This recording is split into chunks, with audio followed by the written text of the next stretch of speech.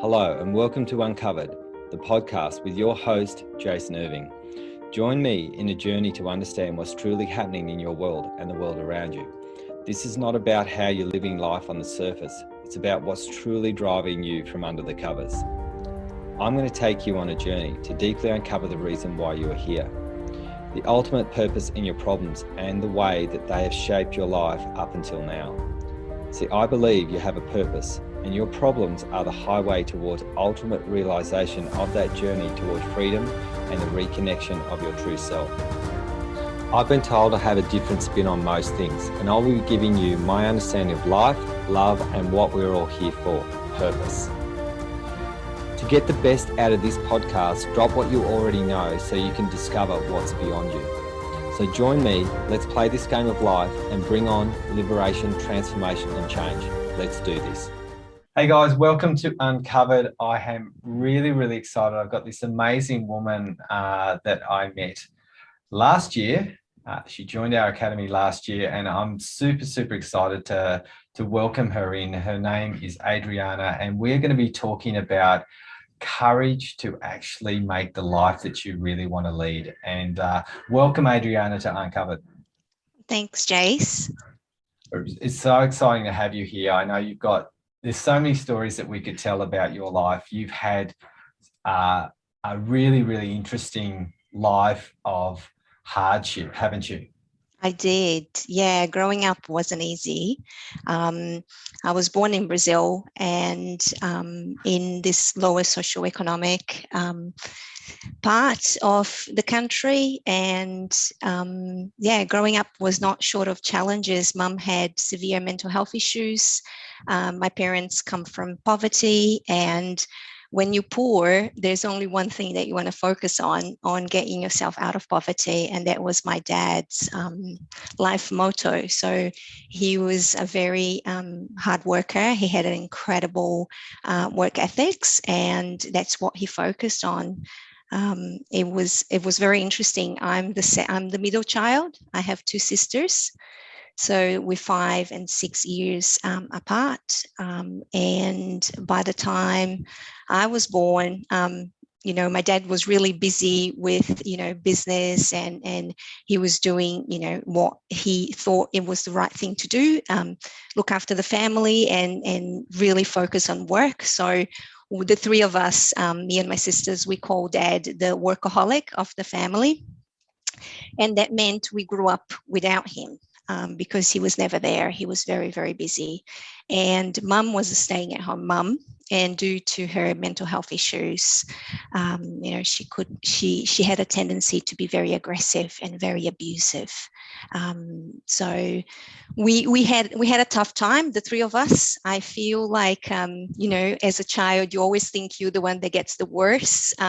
But when the three of us get together, we have a very good, we the three of us have this special bonding, because it feels like we're the only ones who really know what we went through.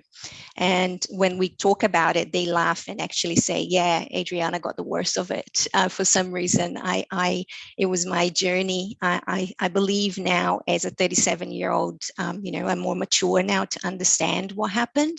And also having met you, Jason, and, being in the academy, I love your sentence that there's purpose in the problems. And I can look back in my life and absolutely see that. And for some reason, I had this drive to change my life. I think I got that from my dad somehow as well. And for me, it was about learning and growing. There has always been, I wanted to travel. I was passionate and fascinated by language. I wanted to speak different languages. And I went to uni. I'm the only child of the family that went to university. And that was the beginning of my learning that I could do something different with my life, I suppose. So it opened up my eyes to a lot of things, being in the university and learning a lot of things. So I did a bachelor in teaching, and I came across very inspiring people that I think somehow supported me to understand that I could do better. I didn't have to just be who my the values that where I grew up and where I was born in was kind of deciding for me who I needed to be. So I wanted to change. So that was the beginning of my journey. Yeah, and I think, look, this is one of the biggest challenges, is that they say lawyers breed lawyers, and people in poverty breed people in poverty.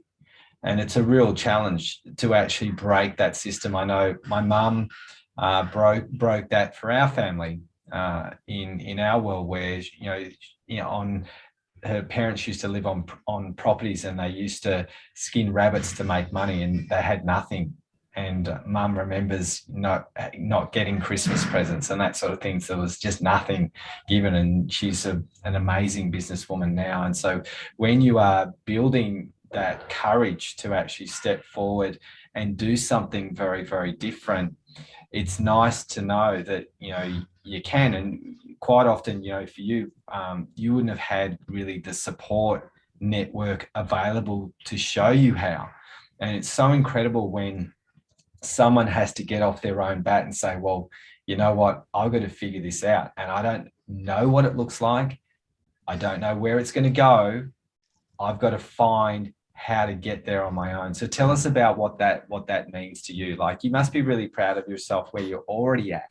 Yeah, I definitely am. And I think this is something that I'm learning. I'm learning to look back more often, Jason, because so often, we have a tendency to look forwards and just look at the goals that we have and all the things we haven't achieved yet. Yeah. But it's important to pause and just, look how far we have come. And definitely it's something that I'm learning. I don't do enough. And definitely is one of my goals for this year, is to just pause and remember, because we have a tendency to forget. And I think for me, I can really resonate with what you say, and I name it inner knowing. I have always had this inner knowing. People throughout my life has asked me, why are you going to do this? I have made huge decisions in my life so far. And when people question, my answer has always been, I don't know. I just know I have to do it. And that's what I want to do it. It's my inner knowing. I love that. And it's scary. It's very scary to be in a position where you can't really see how things are going to unfold. But this power inside of you, it's so strong that you just go, I have no other option. I just have to jump. And this is how I ended up living overseas. So I finished my degrees in my early 20s. And I did a language degree. So I did a language teaching degree.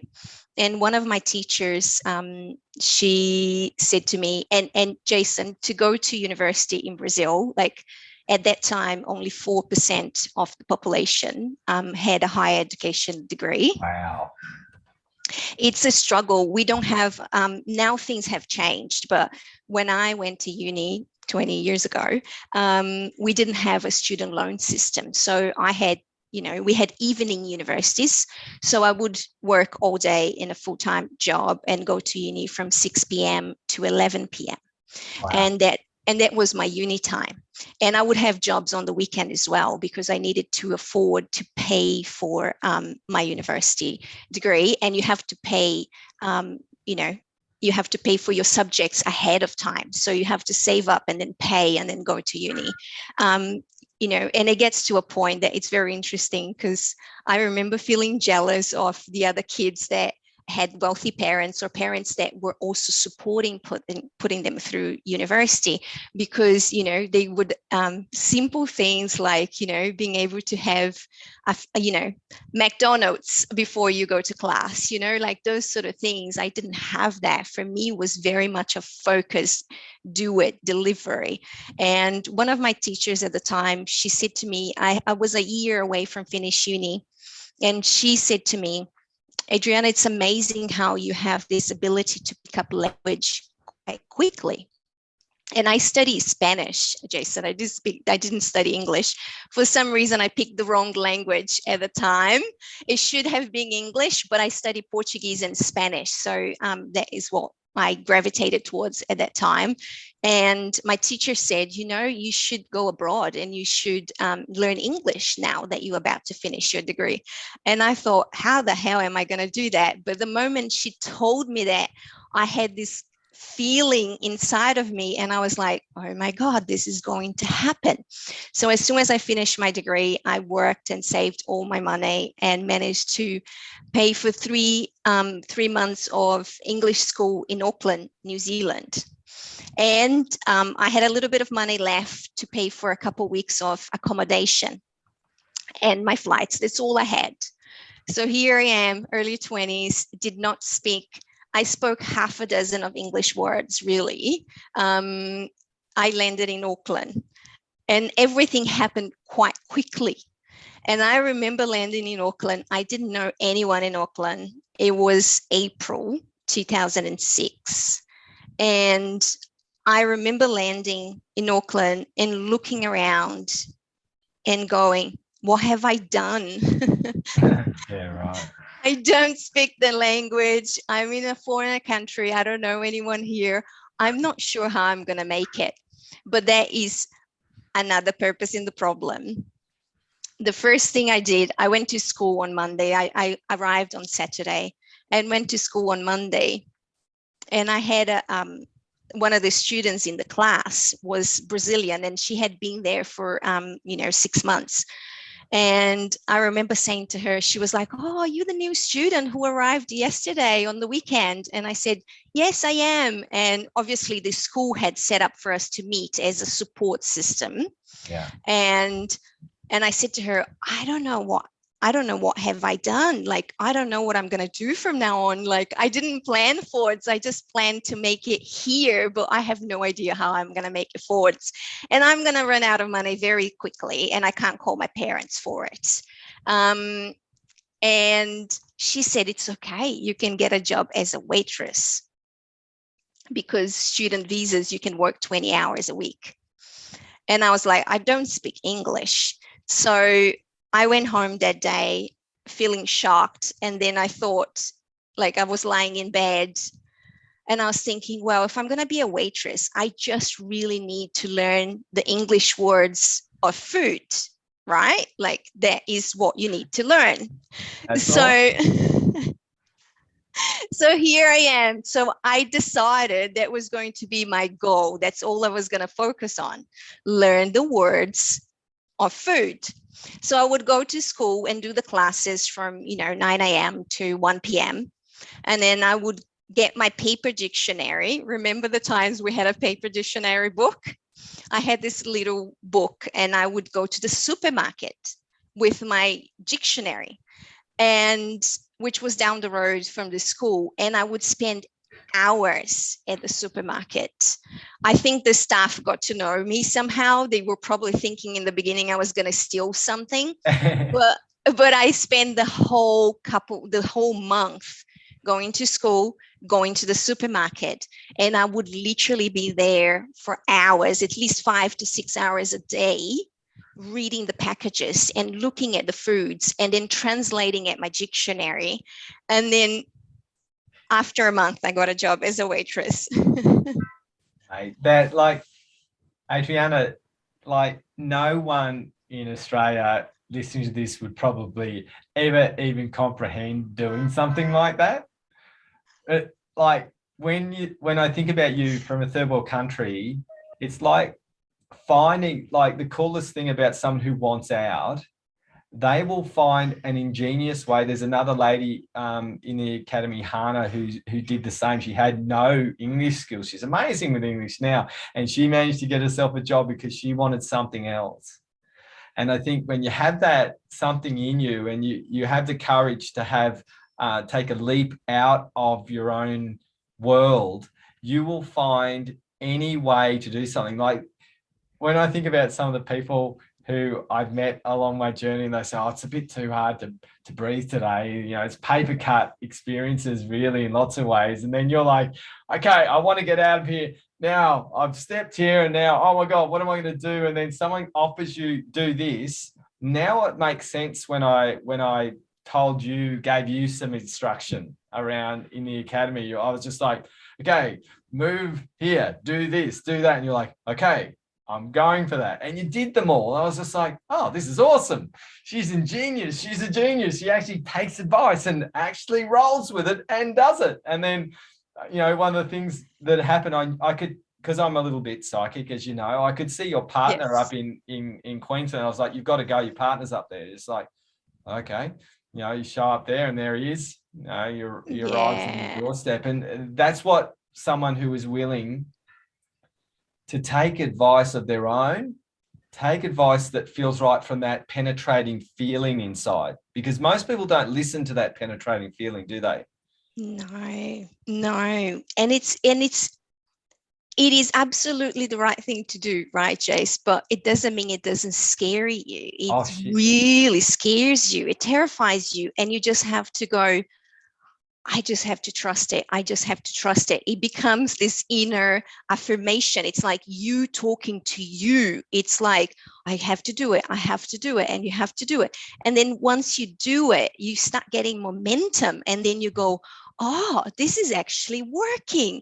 And then you start breathing again. And then you start moving towards what felt right, and then things start unfolding, and then you end up with this amazing, call it outcome, but it's a lesson, and then you start believing you can do it, and then you can do it again. But it's very interesting, Jace, how taking chances and taking the right chances can change your life forever. Like the life I have today would never have become what it is now if I haven't taken that chance, and many, many others in between. Because as you can imagine, right, we could be probably talking forever about what has happened to me, but it was for me. And I'm very grateful. I'm very grateful for every single person I met along the journey. I believe, I look back and I see that I say that every corner I have turned, there was an angel waiting for me. You one of them. Because it's like ask and you will receive. There was so many times in life where I thought, I have no idea what I'm going to do. Like I was in a pickle. I was like either running out of money or not know what to do next for a visa, or not knowing where to go, or having, emotional challenges. Because when you decide to go out into the world alone, you're not short of challenges, physical and emotional challenges as well. But there was always someone there to give me the piece of advice and guidance I needed. I just had to have the courage to step in and do it. Yeah, and I think that's really, really important. I want to backtrack a little bit around this from something that you've have experienced, which is pain. And I know from a lot of people who used to hunt me down, people would say, go and see this guy, he's going to do something. And you had a person who just joined our academy say, hey, there's this guy. And you chatted to me, for a half an hour chat, and you're like, okay, I'm in. And then it was like, there's this moment where, you've been searching, you've had pain in your body all your life. And I've been that person that everyone's been searching for to actually, and I remember saying this to you, you'll never regret meeting me. Mm-hmm. And it could have sounded really cocky. I don't know what you were thinking at that time. It's like, who's this guy think he is? You're never going to regret meeting me. Blah, blah, blah. What a thing to say. It was one of the first things that I said. Like, what was that feeling when I said that to you? Where were you at? Well, this was another inner knowing, Jason, because I'm not sure if I told you the full story, but I'll tell it here so the listeners can enjoy this as well. But I had been in Melbourne, so I decided to move to Melbourne to work on my career and my dream job, what I called my dream job. It's not my dream job anymore, but it used to be my dream job. I just wanted to make it. So I have been in Melbourne for 5 years, and I had managed to get my dream job. And then when COVID hit 2 years ago, just before COVID, I was feeling unsettled. And I was like, well, I kind of made it now, and why am I feeling so empty, right? Like the girl that got herself out of poverty into, becoming a New Zealand citizen, and then coming across to Australia to work on my career and my dream job. Like, looking back from a rational perspective, I have accomplished everything that I wanted. Why was I feeling so empty and unfulfilled? And I had been at home, I lived in Melbourne at the time, but I had been at home isolated for a full year. And when we had a break, I took a trip to Uluru. And I was in Uluru. This was January 2021. I met you in February. This was January, so just a month before. And I remember walking around. I did the walk around Uluru. And I remember walking around Uluru and just reflecting on my life and going, what's going on in here? This is not how I thought I would feel like when I made it, when I got my dream job. Why is this feeling so unsettled and unfulfilling? What's missing? And then I felt really, really tired. I was just like feeling all this body weight and heaviness of my, maybe we can call it my soul was just, it was just all so much pressure. And I remember thinking, oh my God, it has been a journey to get here. I do not know what's next. I really don't. I didn't plan for, after getting my dream life and my dream, what I thought it was my dream life and my dream job in Melbourne, what I was going to do. So I asked and I said, look, I really now want you to send me the person that is going to help me unpack this deeper and will give me the pathway, the real pathway. Now I don't want to look for a job. Now I don't want to, get myself out of poverty. All those things need to be honored. But I wanted to go deep, and I wanted to go to the root cause of my pain. And I mean emotional pain and physical pain, because I spent a lot of years looking at, what was wrong with my body, because I had all this pain trapped. I had a lot of physical pain trapped in me. It was emotional pain, but it was a lot of physical pain. And throughout the years, people said, oh, you have arthritis, or you maybe have all sorts of diagnoses I got over the years, but no solution. And you were the answer to my Uluru question, because I met you just a couple of weeks after I returned from Uluru, and that was a call for help in a soul level. It was like this. It wasn't a demand. It was a surrender moment where I felt so tired, and I felt like I have done everything I could possibly have done alone. I have ticked all the boxes. I have studied everything I could possibly study. I have done all the physical level work to be where I was, but I knew that wasn't enough. And I asked for the person that was going to guide me. And the funny thing is, Jace, you said to me, I'm never going to forget this. We had a chat, but even before I met you, when I booked the 30 minutes consultation to see you, I already knew you were the guy, right? I knew you were the answer to my question, because I was paying attention. But I don't remember anything that you said to me. I just remember this sentence. You said to me, Adriana, all you needed to change your life was to meet me. And I remember my whole body was shaking, and I was thinking, oh yeah, I know. And then you said to me, well, if you want to have another chat and think about it, if you want to join the academy, because you're not pushy at all, right, Jason? Listeners, he's not a salesman at all. I'm terrible at sales. No, but I remember feeling this, you wanted to give me space, and you wanted to give me time to reflect if I wanted to join the academy. And I was like, no, I'm ready. Where do I sign? Because I knew, again, inner knowing, I knew you were. And our past year has just been the evidence of, yes, you absolutely are the call of my prayer in Uluru. Yeah, wow. That's awesome. So cool to hear. and this is what we do quite often. I've been that person that last resort, and it's interesting being that person that's no one was able to help you with your pain. You went everywhere, and no one was able to do anything because they didn't know how. And I think a lot of the time when people are dealing with pain, people say, all pain, in my opinion, is emotional, right? And you can unhook it from the body. But the thing is, people are looking at your shoulders or your arms or your spine and going, let's sort that physical trauma out. And they don't understand how to connect. And that's the thing that I always did. I was like, let's find out why it's there. And then I remember like that moment when you said to me, and you're almost about to potentially quit the academy. I've had enough of this guy, which quite often can happen.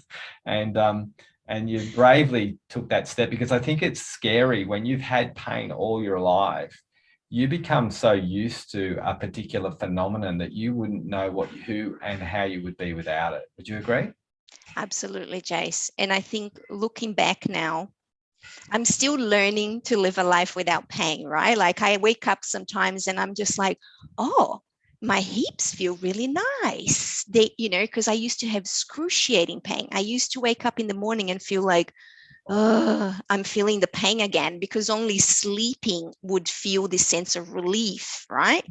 So the first thing I would feel when I wake up in the morning would be the pain in my body. And now I have these moments where I still searching for the pain to see if it's there. And then I have this moment of relief and joy that I'm so grateful to live a life pain-free. Like nobody knows what it feels like to live with chronic pain and going from doctors to doctors to doctors and being told, multiple diagnoses that in my gut, I knew they were not true.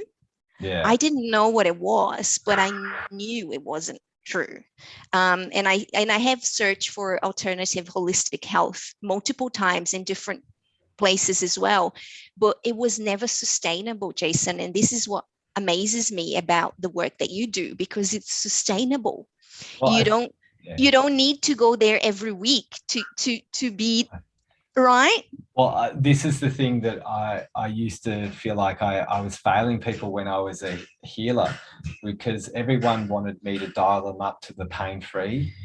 And the academy doesn't do that. Like, I gave you the experience, and then your job was to hold the experience and be responsible for that experience. And usually when we're searching for something outside of us, we think that outside of us is going to help us. What we have to understand is that we, as receivers of change, we have to be fully receptive and responsible toward that change. Otherwise, in quotes, it doesn't last. And I think that's where I was failing people as a healer, because people just kept coming back to see me saying it lasted for X, and they couldn't hold it. And I was like, what am I doing wrong?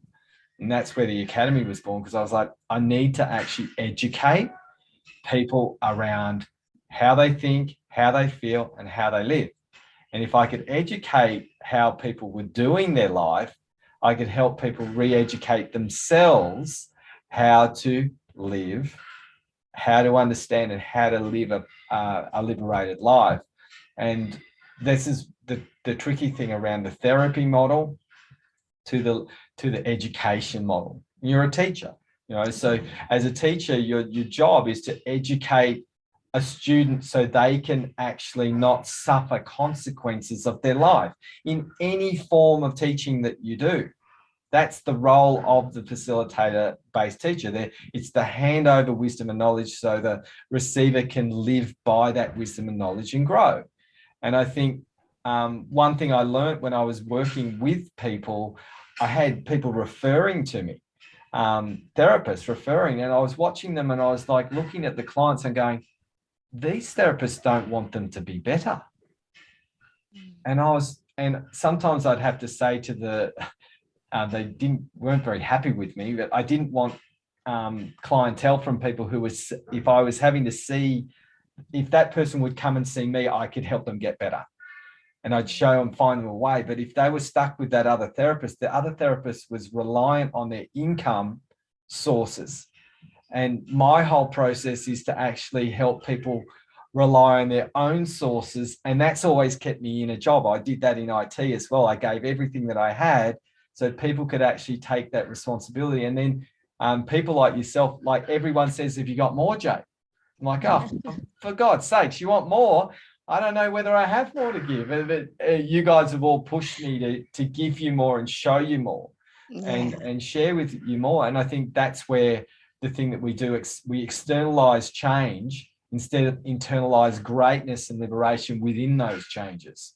And this is what you've done. And this is why I'm so happy to do this podcast with you, because of where you've come from and what you've done with me and other members of the Academy as well. Not just me, Anya, you love, and Laura has helped you really regulate your emotions. And you've stepped into taking this absolute God-given right to be responsible for your own journey, already having that different attitude, right? Like your attitude is amazing because you already came in with an ingenious attitude from not wanting to be stuck in poverty.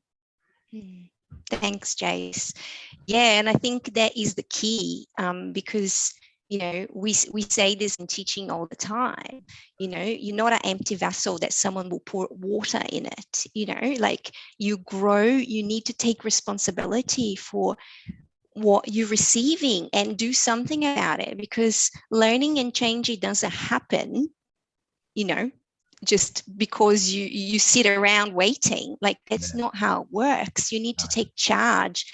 And what I love the model that you created, Jace, is that it's empowering to know that we are in charge. Like for me, it's fascinating to know that you give me the tool and then I'm in charge to pick up and run. Yeah. And yes, it's scary. And I think people get stuck so often in the fear, and then they want someone to do it for them. Yeah. But it's much more empowering, because what you're doing is actually building the skills that you can apply across any other area of your life. And you teaching yourself evidence-based that you can do something. That's what's happening. So I love the Academy, and I love, Laura and Anya and so many members. Like it's this loving and caring environment and community that people are genuine there to support each other. And, and everything, it's available. It's like, take your pick. It's available. Whatever you want to achieve, whatever you want to change, whatever you want to, whatever you seek. I said to Laura this in a session a few weeks ago. I said, Laura, I'm sick of myself in this topic. Like I had enough. I do not want to do this anymore. We've been talking about being controlling, because I have this tendency of wanting to control everything to be safe. And I said to her, Laura, I woke up this morning and I realized I'm really sick of myself. I do not want to run control anymore. And she held the space for me, and she was laughing and she was like, I know exactly what you mean.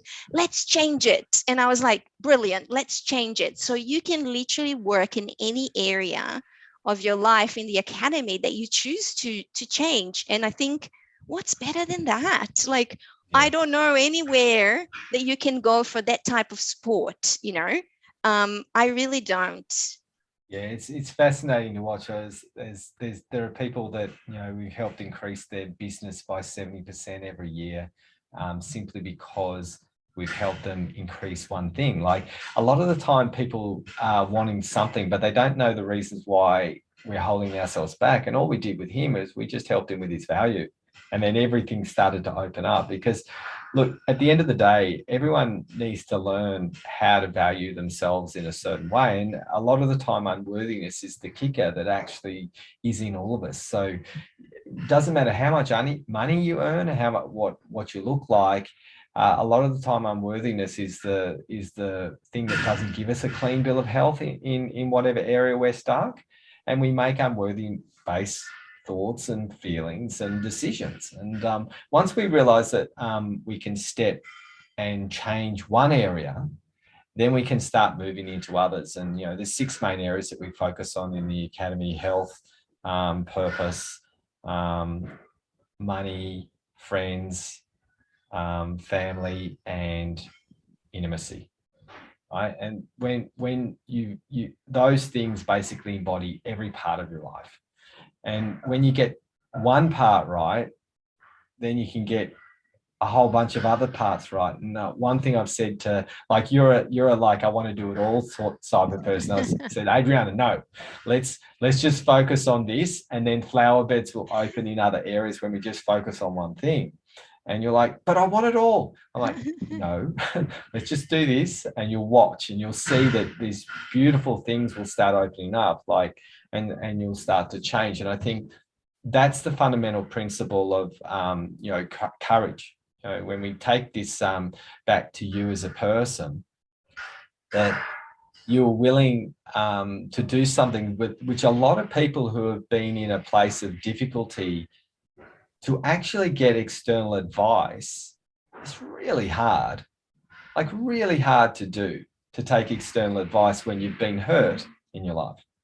Yeah, but I always think, Jason, what do you have to lose? I think that is the mentality, because I think if you're already in a bad place, let's call it bad place, if you're already struggling, and if someone gives you an advice and it, yes, it's scary, but it goes into the inner knowing and it feels right.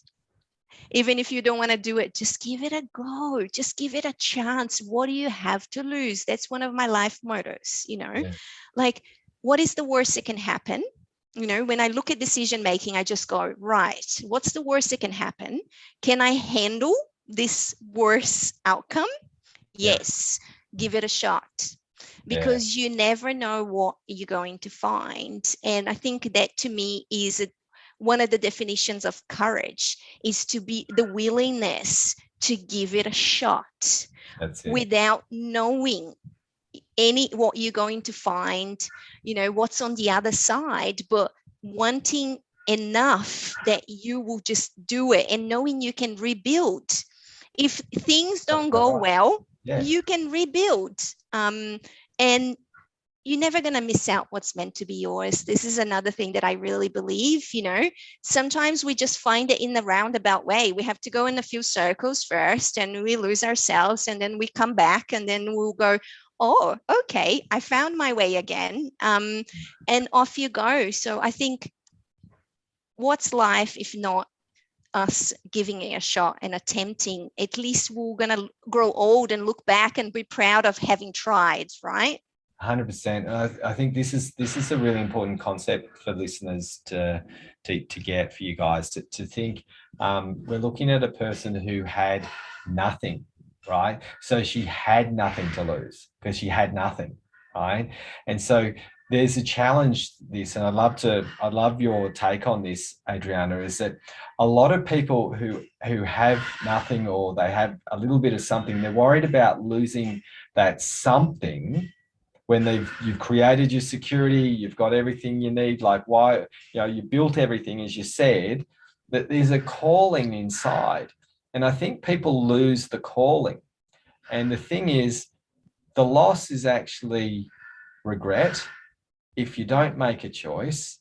And the gain is your experiences. And you've had an amazing experiential based life that most people, you've lived a life of 3 or 4 people at 37, right?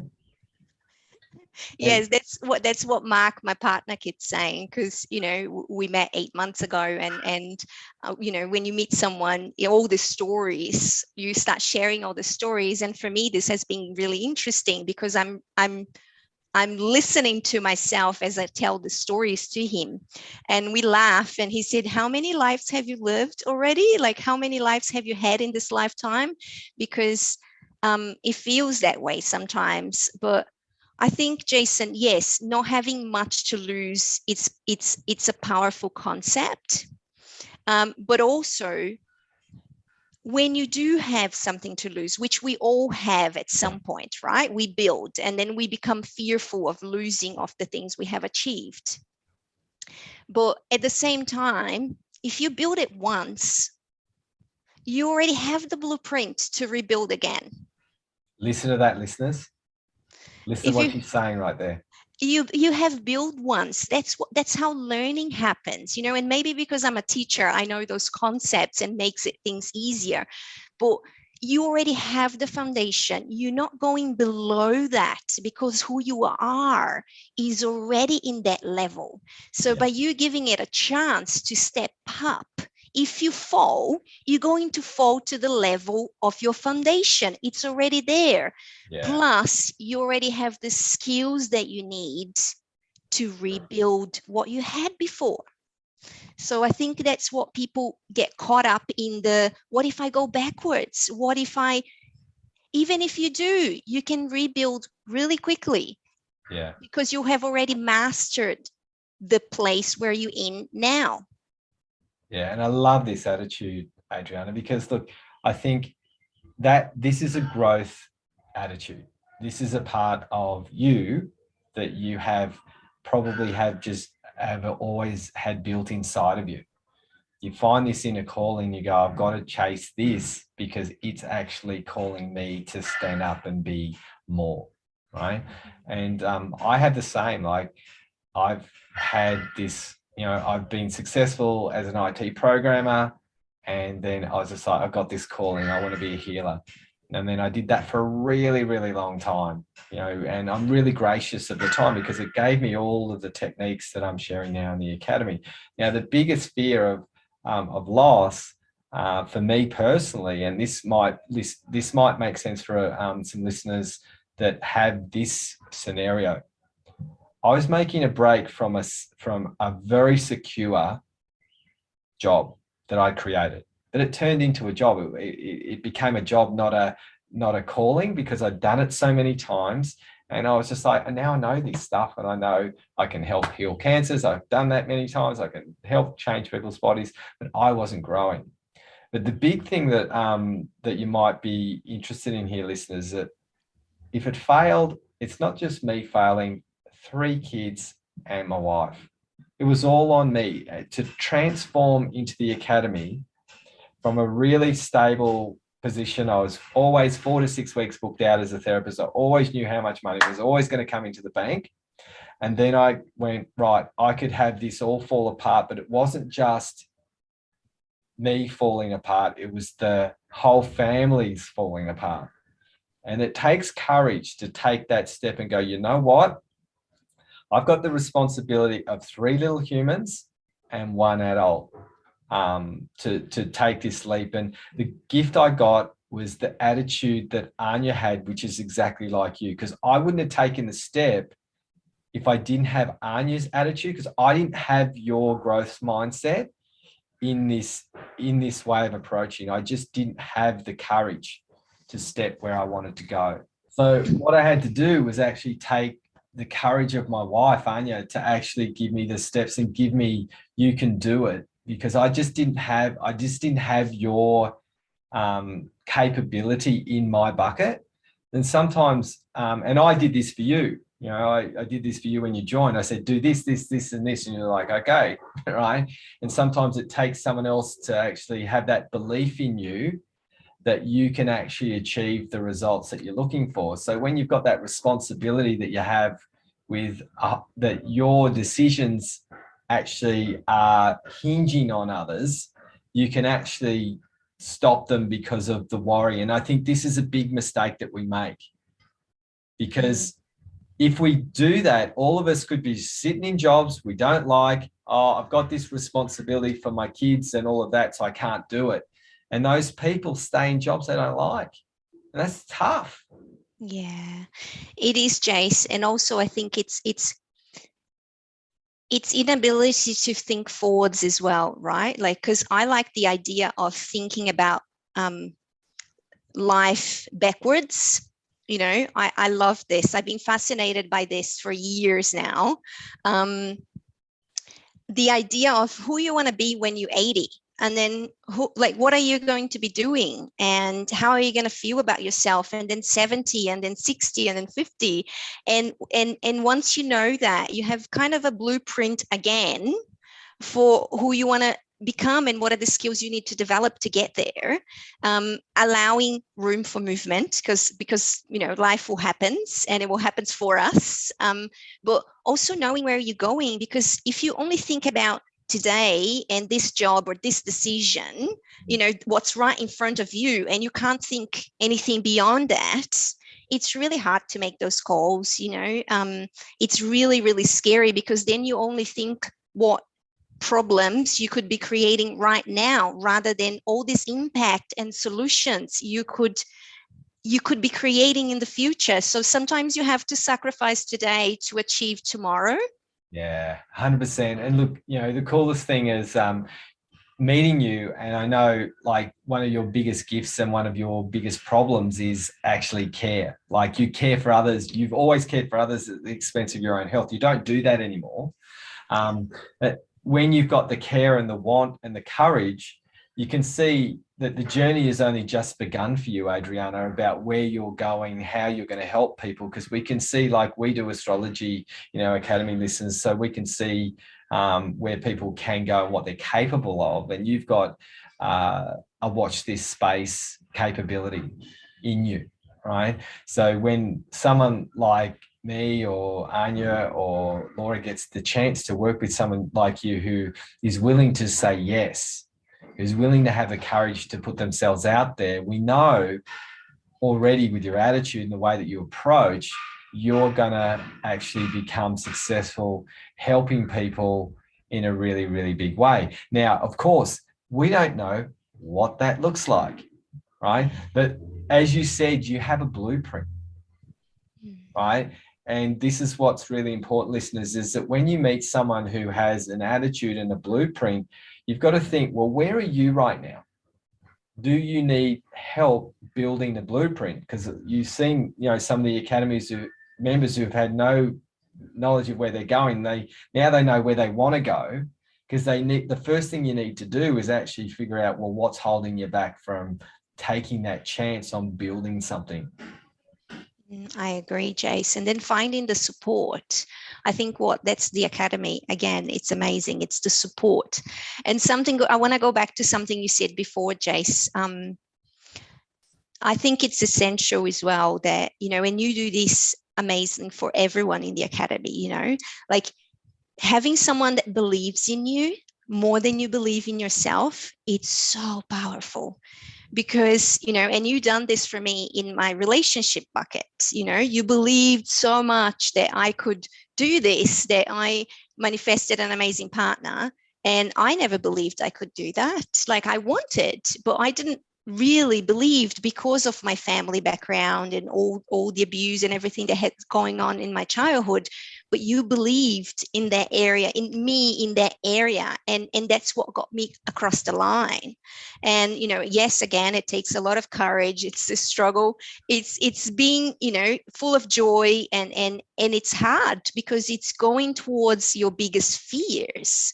And that's when you really need, but it's inspiring when someone believes in you so much. Actually, I remember like a few moments where I was like, I'm going to give up. I'm just going to give up. And then I was like, but Jason said I could do it, because it's an area of my life that I don't have so much strength, and having someone that believes in us is key. So I think it's essential to get support and help, and with the right people, of course, but it makes a huge difference.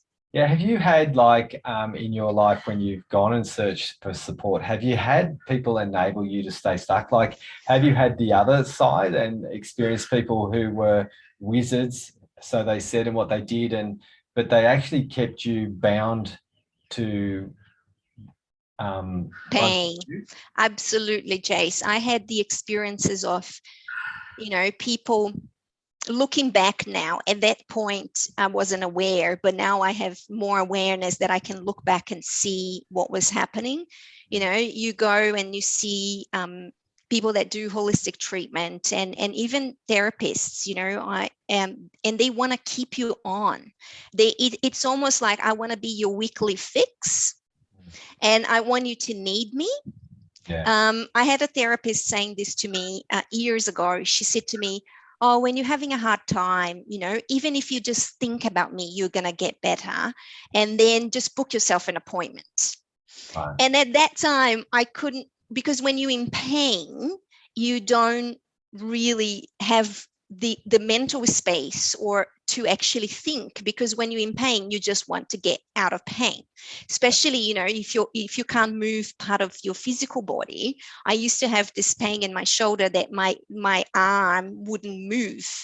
It would lock and it wouldn't move, and when that would happen, trust me, I would do anything to get out of it. And when you end up in the wrong hands, you know, you can easily stay stuck there. So yeah, looking back now, I didn't have the awareness or the ability to see at that time, but now looking back, absolutely, I can give you all sorts of examples. And it's a shame because it makes it, you know, you talk about this a lot, Jason, you know, there's need to be, you know, the polarities of everything. So there's need to have the bad, to have the good in life. So I think I deserve the goods now because I have gone through some of very tough experiences and have met the wrong people along the way. But I see that as a lesson now, you know, I don't look back and feel like a victim. I've done a lot of work to get where I am now, because for years I used to look back, especially in my family, and think like, why did I get this family instead of another one? I was very open to swap families with, you know, 30 years of my life, I could say, you know, but now I look back and I see it as a gift. I think everything that happened to me happened for me. And being in the academy now, because the first thing that happens to us when we join the academy is that our awareness expands. Yeah. And now I can look back. I'm aware enough to look back and almost create, because I'm quite mental, I can create this mental map of how every event connects to the next and connects to the next and connects to the next. I should actually draw a picture of this one day, because everything is interconnected and everything happened exactly the way it needed to happen to get me where I am today. Yeah. And I'm so grateful for it. Isn't it cool? And then look, when the thing that I love about what we do, which is very, very different, is we give you permission to create an interconnected weave of your life consciously, rather than, oh shit, that all happened because I didn't know any better.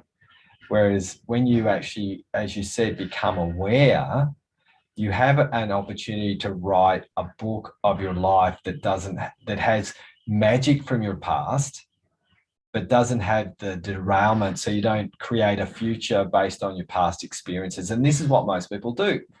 They create their future based on their, their background pain.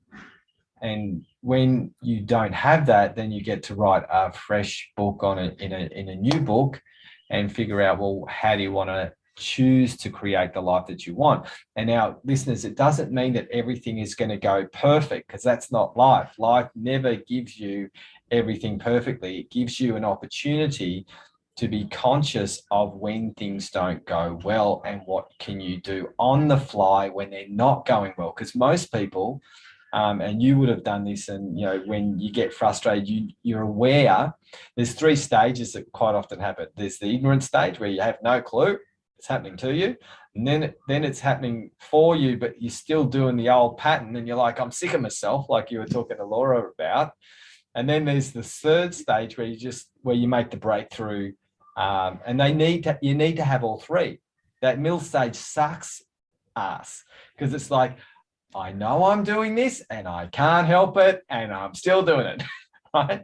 And then it turns a corner and we have that breakthrough, and then we look back and we can really appreciate our past differently. Yeah. Absolutely, Jace. Yeah. And I think there is a lot of frustration in stage 2. Yeah. But it's also like, if we take this, you say this very, very often, Jace, take it lightly. Like I think I'm guilty of that. And I know a lot of people are guilty of being really hard on themselves, because sometimes it feels like you have moved and then it comes back and then you're like, oh, it's back again, right? Whatever you're working on, it feels like, yay, I have achieved something here. I think I have gone forwards. And then when you see something triggers and you feel like you're gone backwards. But I think what I'm learning the most is to remind myself that I need to be gentle and I need to have patience, and there will be breakthroughs. There's always breakthroughs. We just don't know when. So it's an opportunity to develop self-compassion and hold space for ourselves and to be patient. That's my work at the moment. And I think it's going to be my work for a while. Yeah. So it's developing patience and acceptance and understanding, and not beating myself up because I'm not where I want it to be yet. And that's the thing, is like when we have that courage, as you said right in the beginning, we have to reflect where we've come from, understand where we are, and move to where we want to be. And if we have those three things, we've always got to look back and say, look how far we've come. Look how far we've come, especially if we're really going places, because we quite often don't do that. We're quite often, especially in adult world, we're forward thinking. How come I haven't got it yet? And one thing I know, and you probably agree with this, is that, as you said this earlier, is that I got this thing. I'm not in poverty anymore. What the heck happened? How come I'm not satisfied? And there's a reason for this, because growth is never satisfied. Right?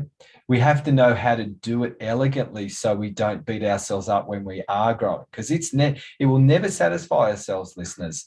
If you're on the growth train, I'm hoping for myself that my last breath, I'll have an epiphany before I pass, because I think it's really important. That's what growth is about. It has no destination.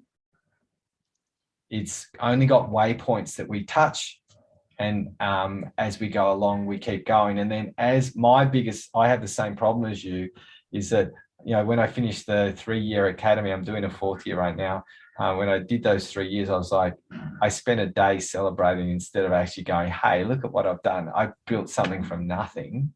And it's not just working, it's absolutely transforming people's lives. Mm-hmm. Yeah, that's beautiful, Jay. Yeah, that's absolutely what you do. And, and so often, I said this to you already, but I'll repeat here so the listeners can have this piece of information as well. But, when I feel like giving up, or I feel upset or angry with something, I always feel like, if Jason had given up, my life wouldn't have changed. Like, you an inspiration to me, and I know you inspiration for a lot of the academy members, because if you had given up, if you had been trapped in the fear of moving forwards, and the people that you were responsible for, not disappointing them, not letting them them down, we wouldn't have the gifts that the academy gives us. So I'm very grateful that you had the courage to step into your gift, so we can benefit from that as well. Well, I think that's so important. And it's the same, the way I think, listeners, is I'm always thinking about the person. Like when I first met you, all I thought was the people you were going to help. That's all I thought about. It's like, I've got to get this woman over the line so she can help all the people she's going to help. Now, I woke up this morning, and this happens with every leader, by the way, and every leader who doesn't say this is lying. I woke up today thinking, I'm not getting anywhere. None of this I'm not helping anyone. This is just useless. I'm useless. That's what I woke up today with. I was smelling my own shit, basically.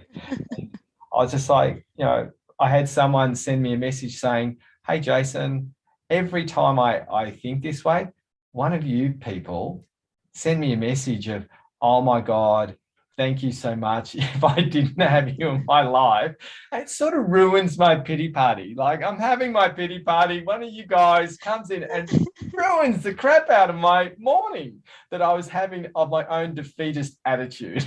Right? And I was just like, bloody Carly, she comes in and ruins my morning. I'm like, that's not really fair. Eric pipes in and says, yeah, you've changed everything. Everything's brilliant now because of you. I was like, come on, can you just give me some pity party time?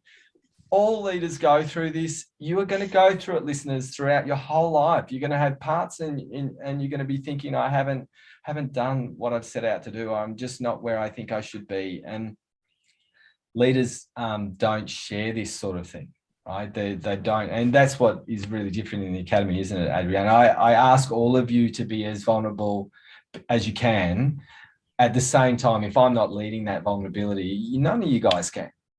Absolutely. Yeah, you model things very well for us as well, Jace, and then I think it gives us permission to model in the world as well. I was having a very difficult conversation at work last week, and I was really scared of that conversation that I needed to have with my manager. And in the end, he turned around and I said to him, look, I'm sorry if it's being intense today. I just really needed to make sure I'm being my authentic self, and and I have to fully disclose how I'm feeling and what I'm thinking. And please don't think this was an attack on you. And thank you for holding the space and listening to me. And then he turned around and he said, you one of the most authentic person I have ever managed, and I think you teach me to be authentic too. And I just felt like my heart just dropped, and I was like, oh, here I am with all this fear of that he was going to feel offended. And I was being very gentle with my words, and then in the end he's like, you teaching me. So I think you model for us, Jason, and then it gives us permission to model for others. Yeah, and I think this is really important, that to hear that story. Again, you're ruining my morning, really ruining it badly, because that's what I talk about, is the domino effect of your impact, right? And I believe true courage is true vulnerability and sharing that you're not okay all the time, that you're not got it together, that you're frightened, you've got anxiety, that you feel depressed, and all of these sorts of things. And sharing these things is what builds us a true form of emotional courage. And I think emotional courage is not spoken about. We talk about courageous movement, and then there's emotional courage, which is more built on vulnerability and sharing of what's really going on the inside. And people just don't do this, do they? No, they're not used to. It's quite frightening as well. But then I think, saying the reasons why you're doing in a vulnerable way, it helps as well. It's like, and also, Jace, I'm learning this. This is my key learning, I think, for this year as well. Like, you teach us, not to care about what other people think. Show up as yourself.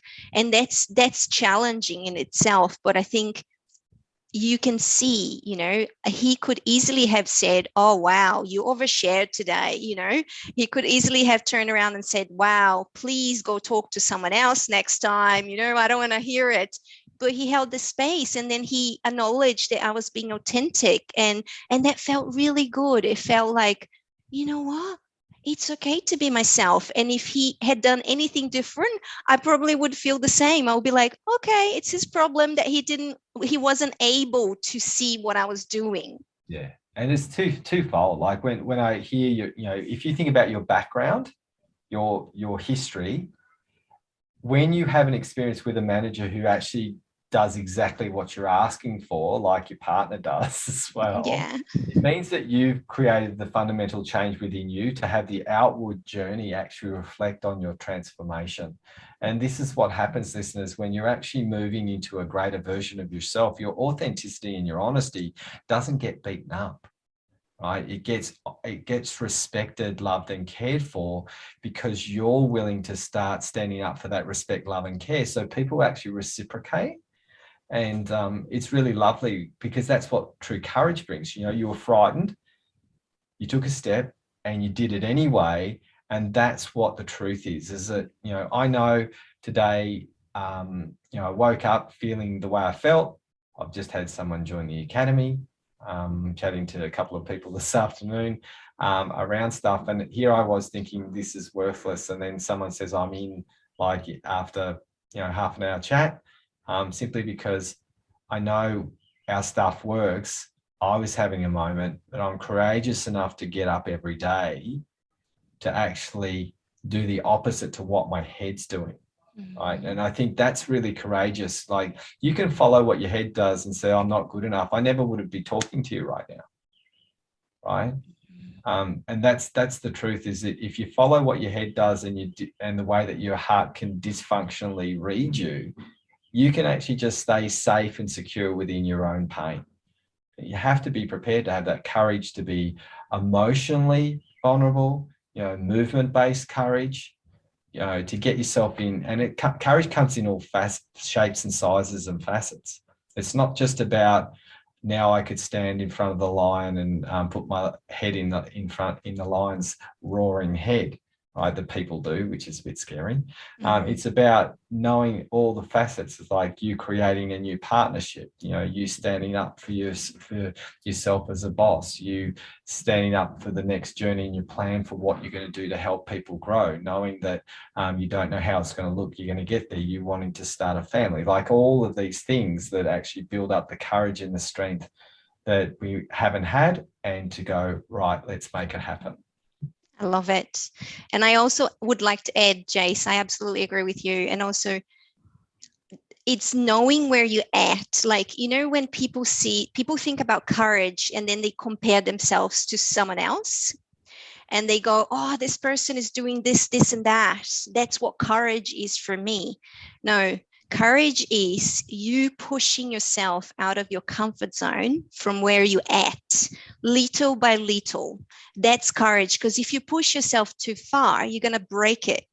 So it's courage starts from the point where you're at, and it's the gap between where you're at and where you want to be.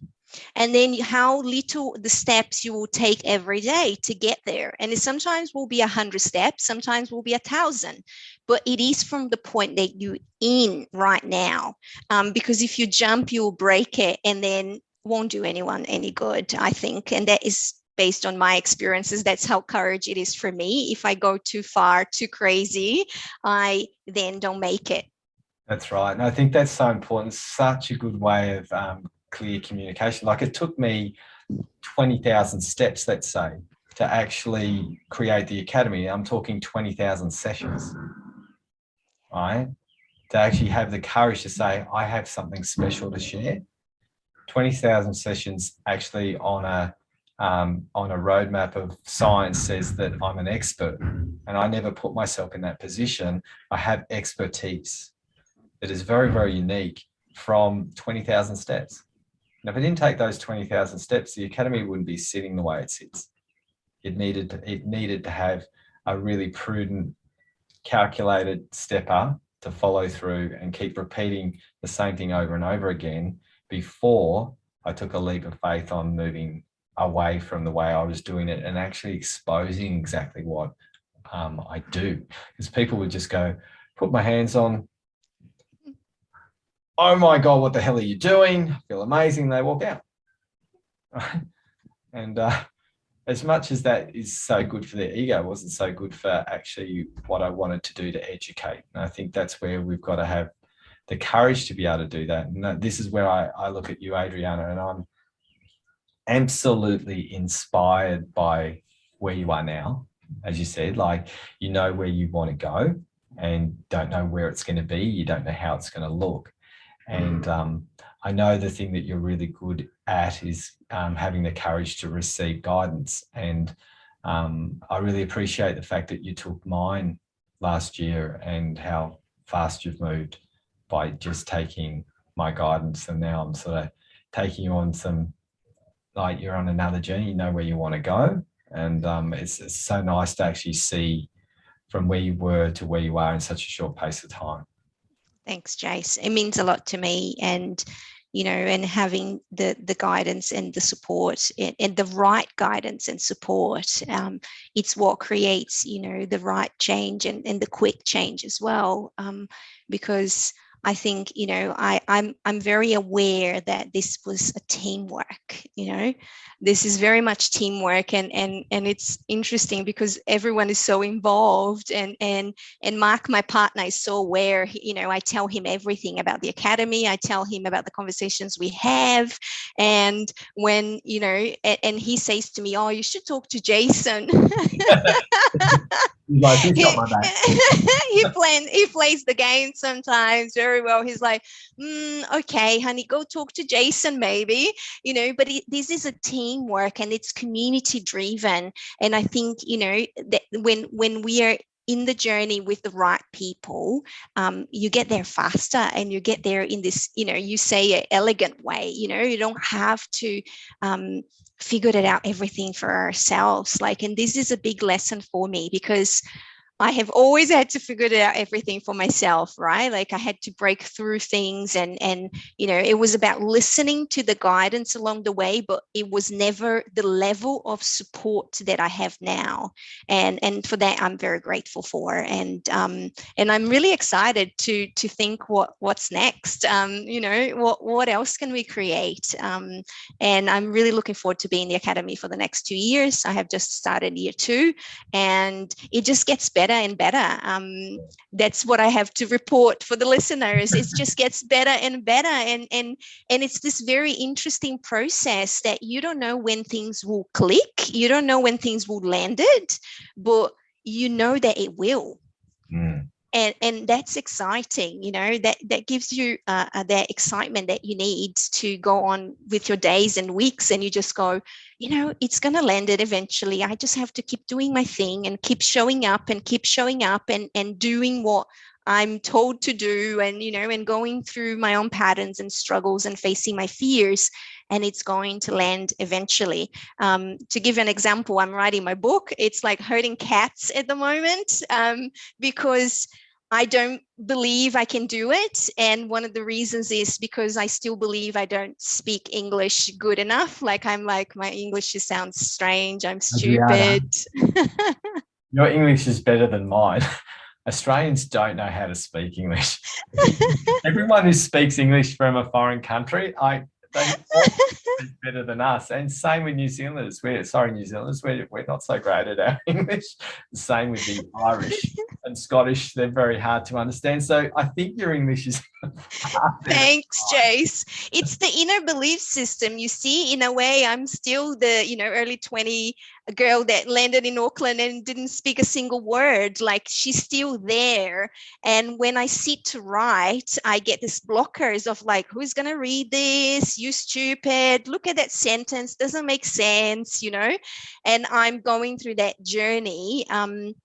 But I'm really looking forward to, see how this is going to take shape and how it's going to be in the end, and read my own book and be proud that not that long ago, Jace, I didn't speak English, it's not that long ago. It's only 14 years ago, It's amazing. You speak better than I do. Thank you.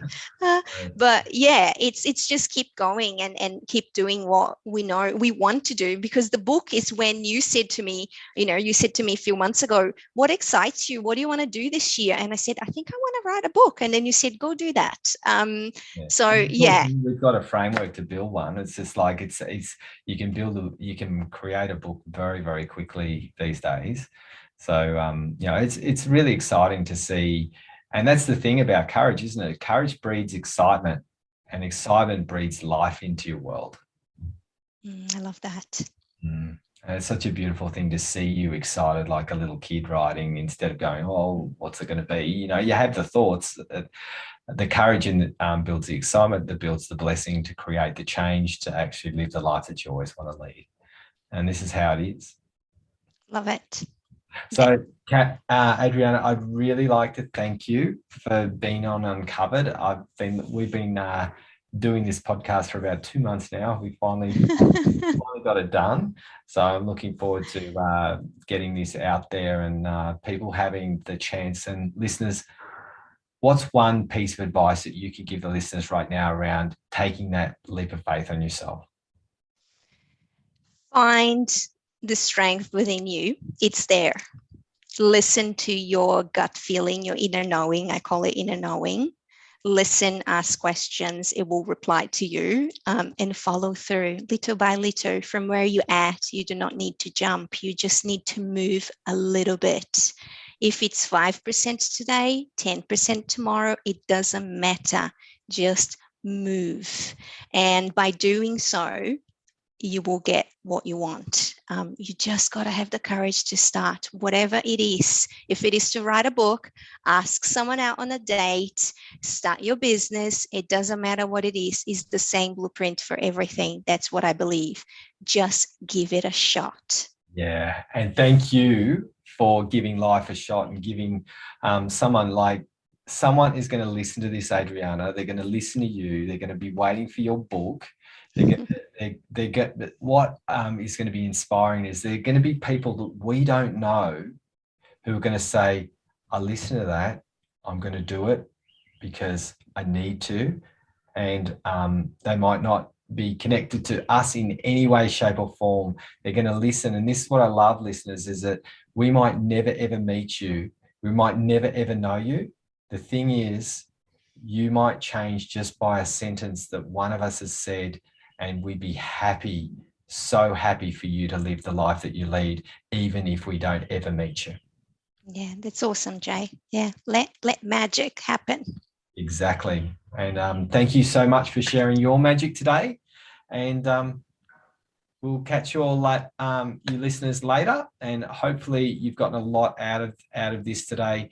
Take a chance on yourself like Adriana has. She's an inspiring woman. Watch this space because she's going to be doing some amazing things over the coming years. I can't wait to watch you grow. Awesome.